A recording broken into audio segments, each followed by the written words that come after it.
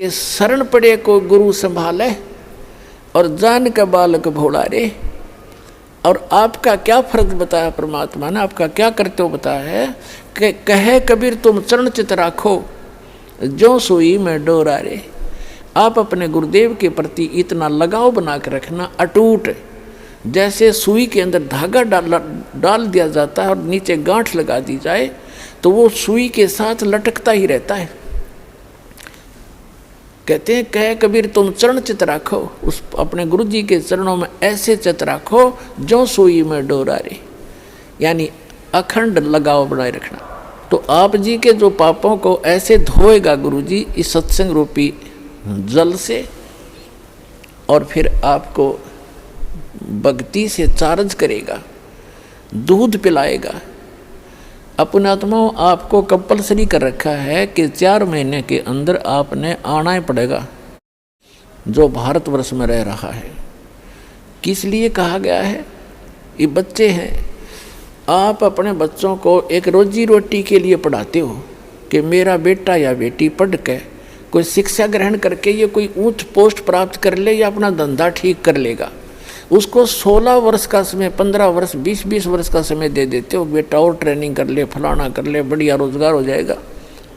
और आत्म कल्याण के लिए आपके पास क्या 365 में तो 30 दिन भी नहीं मिलते, तो फिर कैसी भक्ति करोगे? किसा तुम फिर ड्रामा, फिर तो ड्रामेबाजी है। तो कहने का भाव ये है कि आप जी को इसलिए बुलाया जाता है कि यहाँ आने से आपको घना पुण्य मिलेगा। आपकी आत्मा को ऐसे परिपूर्ण कर दिया जाता है जैसे बच्चा छोटा सा गली में खेल रहा होता है। माता को पता है कि खेल में व्यस्त है और समय पर आहार इसको नहीं कराऊंगी तो ये दुर्बल हो जाएगा, बीमार भी हो सकता, रोगी भी हो सकता है। वो खेल रहा होता है अपने बच्चों में, भाई बहनों में बाहर, और व्यस्त होता है। माता उसको उठा के लाती है कि चल दूध पी ले। वो रोता भी है, वह घसीट कर लाती है कि ना चलना पड़ेगा चल। उसको दूध पिला देती है, फिर छोड़ देती है। वो तो दूध पीता पीता भी न समझा कि छोड़ दे माँ, भाग लूँ मैं। माँ को पता है कि इसमें मैंने पाइया दूध डाल दिया, इब कितना खेल ले हो, शाम में फिर डाल दूंगी। तो पुण्यात्माओं, ये दास चाहता है कि आपको यहाँ दूध के गिलास पिला दूँ और फिर तुम खेल आइयो संसार में और फिर आ जाना।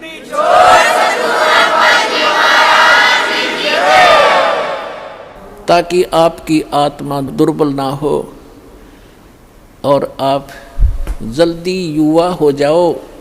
जैसे माता पिता देखना चाहता है मेरे बेटा बेटी जल्दी युवा हो जाएं, स्वस्थ रहें। दास के आप बेटा बेटी हो, आत्मा के पिता गुरु होते हैं और शरीर के पिता माता पिता अन्य होते हैं। तो दास उस दृष्टिकोण से है, जैसे आपको बताया था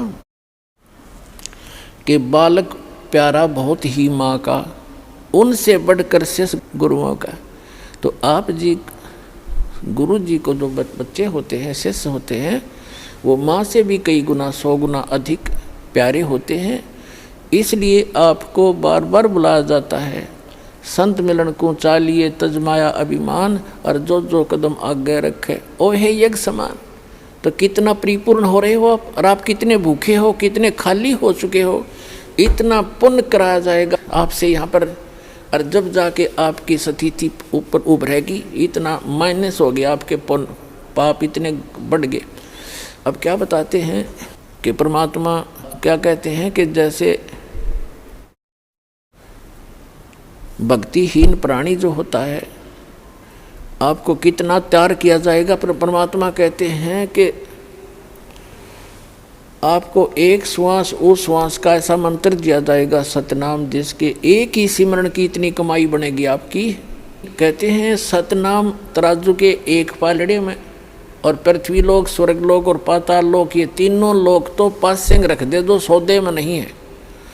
इससे हटकर इस ब्रह्मांड के अंदर जो 14 लोक हैं, विष्णु जी का लोक, शिव जी का लोक, इंद्र का लोक और शंकर जी का लोक, दुर्गा का लोक, और ऊपर ब्रह्मलोक, और उस ब्रह्मलोक के अंदर और धर्मराय का लोक। ऐसे एक इंद्र का अलग से लोक है, एक कॉमन स्वर्ग है। तो इस तरह के 14 लोक चढ़ा दे और एक श्वास वो श्वास के सतनाम की परम संत से दीक्षा लेकर के सिमरन की कीमत एक पालड़े में रख दे और 3 लोग पासंग रख दे। कहते तो ना तुले तुलाया राम रंग होरी हो, सतनाम पालड़े रंग होरी हो, 14 लोक चढ़ावे राम रंग होरी हो, 3 लोक पासंग धरे रंग होरी हो, तो ना तुले तुलाया राम रंग होरी हो। होरी माने खुशी, कि अब खुशी मनाओ तुम, ये झूठी होली मनाओ लाल पीड़े मुंह करके, वो नहीं, अब होगी असली खुशी, अब असली होरी। एक सतनाम की कीमत आपको कितनी मिलेगी? तो कहने का भाव ये है कि जैसे भक्तों से कहा जाता है कि आप जी ऐसे करो ऐसे करो, ये क्रियाएं बताई जाती हैं जो स्टूडेंट को, विद्यार्थी को टीचर बताया करता है, ये होमवर्क, ये क्लास वर्क। तो कई अनजान भक्त कहते हैं मैंने जोत भी चढ़ा दी, 6 महीने हो गए, नाम भी ले रखा है और मुझे कोई विशेष लाभ नहीं मिलता, पाठ भी करा दिया। तो कई तो ऐसे होते हैं कि मुझे कोई लाभ नहीं हो रहा, मैं तो नाम त्याग दिया या त्याग दूंगा। तो पुण्यात्माओं, अध्यात्म ज्ञानहीन प्राणी ही ऐसे विचार रखता है। इसलिए दास की कोशिश रहती है प्रत्येक सत्संग में कि कोई ना कोई ऐसा टॉपिक क्लियर करूं जिससे आपकी शंकाएं समाप्त हों। अब ये सोचना, जैसे सर्दी के मौसम में दिसंबर और जनवरी, ये हरियाणा प्रदेश सर्दी खूब जोर की गिरती है और उस समय आप जी ने कोई स्वेटर पहन रखी है और आप ये कहते हो कि मैंने स्वेटर भी पहन रखी है, कपड़े भी मोटे पहन रखे हैं और फिर भी मुझे ठंड लग रही है। तो पुण्यात्माओं, समझदार व्यक्ति क्या करेगा? क्या वो समझदार होगा? यूँ कह उस स्वेटर ने भी उतार दे कि क्या फ़ायदा हुआ इससे, मुझे कोई लाभ नहीं हो रहा, कपड़े भी निकाल दे। ये तो बौड़ी बूझ करेगा इस बात ने, ये सिर्फ जो कति मूर्ख होगा। समझदार व्यक्ति क्या करेगा? स्वेटर आपने डाल रखी है, स्वेटर की जितनी क्षमता है उसने उतना बचाव आपका सर्दी से कर रखा है, उसके लिए यूँ नहीं कि उसने निकाल के धर दे और कपड़े भी उतार दे, क्या लाभ हुआ? वो तो महामूर्ख होगा। तो उसके लिए उसका तरीका ये है कि जर्सी और पहने और उससे भी ना सर्दी, फिर भी ठंड लगे तो काम बड़ोड है। तो पुण्यात्माओं, धर्म से ही दुख दूर होंगे, भक्ति से ही। भक्ति में सारी चीज इंक्लूड हैं, दान भी, सिमरन भी, नित्य नियम भी, मर्यादा भी। और जैसा भी आप दान धर्म कर रहे हो, यूँ समझ ले आपने स्वेटर पहन ली और उस स्वेटर उतारने से कोई लाभ नहीं होगा, और बढ़ाना पड़ेगा। आप जर्सी और पहन लो और जुराब अच्छी मजबूत पहन लो, यानी धर्म को बढ़ावे, घटन नहीं दे। भक्ति बढ़ानी चाहिए, घटनी नहीं चाहिए, तभी आपको सफलता होगी। तो पुण्यात्माओं, आपका सौभाग्य है, आपको यथार्थ भक्ति मार्ग सुनने को मिला और ये वो शुभ दिन है। आज के दिन दास का ये अध्यात्म जन्म हुआ था।